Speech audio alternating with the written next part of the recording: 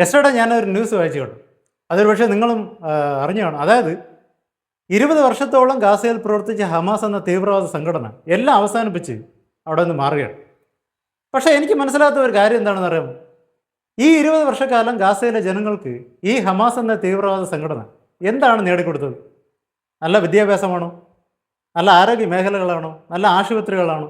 നല്ല വ്യാപാര കേന്ദ്രങ്ങളാണോ? നല്ല കുടിവെള്ളം, നല്ല ഭക്ഷണം, ഇതൊക്കെയാണ് അവർക്ക് നൽകുവാനായിട്ട് കഴിഞ്ഞത് അവിടെ. ഇതൊക്കെയാണെങ്കിൽ ഓക്കെ, ഗുഡ്, 100 മാർക്ക് കൊടുക്കും. പക്ഷേ അവിടെ ഇതല്ലല്ലോ അവർക്ക് നൽകുവാനായിട്ട് കഴിഞ്ഞത്.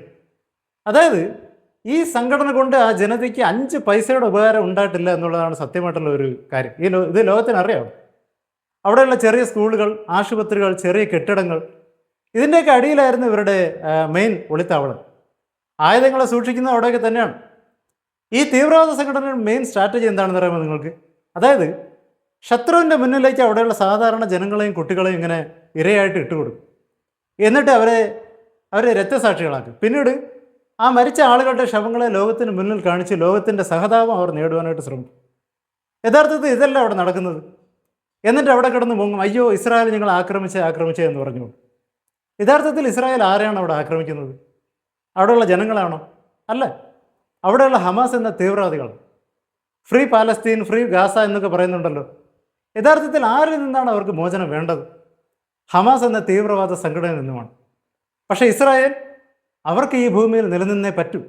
അതിപ്പോൾ ഹമാസ് അല്ല, ഹിസ്ബുള്ള അല്ല, അവൻ്റെ അപ്പൻ വന്നാലും ഇസ്രായേൽ തിരിച്ചടിച്ച ചരിത്രമേ ഉള്ളൂ.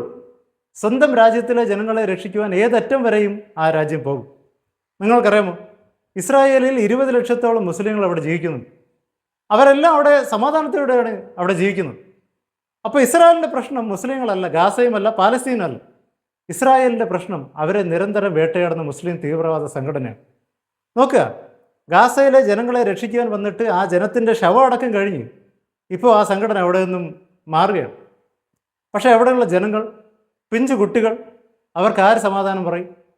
ഒരു നാടിനെ കുട്ടിച്ചോറാക്കി ഒരു പുല്ല് പോലും മുളയ്ക്കാത്ത അവസ്ഥയിലാക്കിയിട്ട് ആ തീവ്രവാദ സംഘടന അവിടെ നിന്ന് പോവുകയാണ്.